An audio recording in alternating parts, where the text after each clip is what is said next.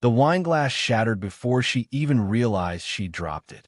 A thin line of red ran across the kitchen tiles, branching like veins, bleeding out under her bare feet. For a second, everything stood still. The hum of the refrigerator, the rain tapping against the window, the quiet between her and the man at the table. "Christ, Emma," David sighed, not looking up from his phone. "You're always so dramatic." She stared at him, at the casual tone, the faint smirk in his voice. The words hit harder than the crash. "Dramatic?" she whispered, though her throat felt like glass. "I just dropped." "You're shaking," he interrupted. "Over a glass. It's not a crime scene." Emma bent down, gathering shards with trembling fingers, the cool edge biting into her skin. She didn't flinch. She watched a bead of blood swell at her fingertip. He was still scrolling, smiling at something. And that was the moment, the tiny, soundless click, when something inside her broke in return. They had been married for 8 years. Comfortable, predictable years filled with Sunday routines and inside jokes that had worn thin. But lately, he'd started making small comments, playful, almost affectionate, but barbed underneath. "You're too loyal for your own good," he'd say with a smirk when she turned down a dinner invite because he was working late. "Always waiting for me. You should get a life of your own." She used to laugh it off. But now, hearing it echo in the quiet kitchen, the phrase stung with new meaning. Too loyal. What did that even mean? The first real crack came 2 weeks later. David's phone lit up on the counter while he was in the shower. She hadn't meant to look. She never did. But her eyes caught the message preview. "Lila, she almost saw us last night. I'm still shaking. Call me."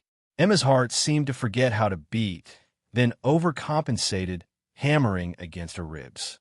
She stood there frozen, the steam from the bathroom curling into the hallway, her reflection warped in the polished refrigerator door. Her first thought wasn't he's cheating. It was no. There has to be a reason. Maybe it was work. Maybe it was some kind of misunderstanding. David always said she jumped to conclusions. But Lila, the name hit her like a slap. Lila was his co-worker, the one who always laughed too loudly at his jokes. The one he said was like a sister. The phone buzzed again. "Lila, I can't stop thinking about you. We have to be careful." Her throat closed. The phone slipped from her fingers and hit the tile with a dull thud. Inside the bathroom, the water kept running. That night, Emma said nothing.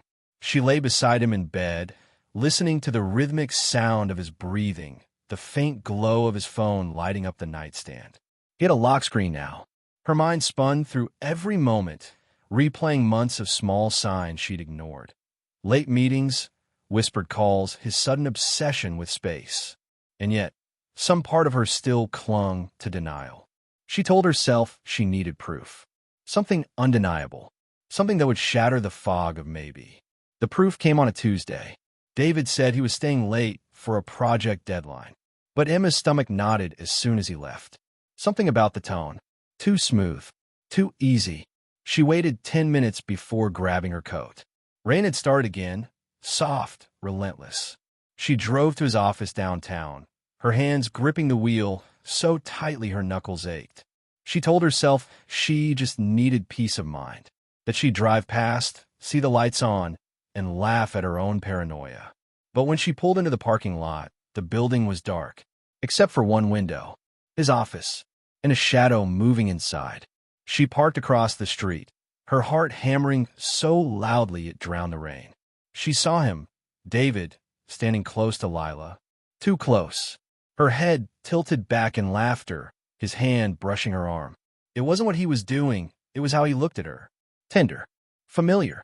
The kind of gaze he hadn't turned on Emma in months. She sat there, gripping the steering wheel, her breath fogging the glass. Every instinct screamed to confront them. But she stayed still, watching until the lights went out. Then she drove home in silence, rain streaking the windshield like tears she couldn't shed. When he came home an hour later, she was sitting in the dark. "You're up?" he asked, hanging his coat. His voice was casual, too calm. "I couldn't sleep," she said. He leaned in to kiss her forehead, and she caught the faintest trace of perfume that wasn't hers. Lila's perfume, sweet and cloying. Her stomach turned. "David," she said softly, "do you love me?" He froze, just for a heartbeat, then smiled, easy, practiced. Of course I do. Why would you even? She looked at him, really looked, at the way his eyes flicked away too fast, the faint tension in his jaw. He was lying. And yet, she said nothing. Not that night. Not the next. Because something inside her wanted him to hang himself with his own lies. The opportunity came sooner than she expected. 3 days later, she received an email from an anonymous account. No subject, just an attachment. She hesitated, then opened it. A video. David and Lila. In a hotel room. Laughing. Kissing. His voice saying her name with a softness that made Emma's stomach twist. For a long time, she couldn't breathe. She didn't cry. She simply watched it again. And again. Until the shock dulled into something colder. Resolve. When she finally confronted them, it wasn't with shouting or tears. It was at Lila's apartment the next afternoon. She rang the bell, and Lila opened the door, startled, eyes wide, hair damp from shower. "Emma," she stammered. "Oh my God. Relax," Emma said quietly. "I'm not here to fight." Lila hesitated, guilt flickering in her eyes. "Please don't tell David I—" "Oh, he knows," Emma interrupted. "He just doesn't know that I know." Lila's lips parted. She looked like a trapped animal. "Please, Emma, don't ruin his career. It was a mistake. He told me things about your marriage." "I'm sure he did." Tears filled Lila's eyes.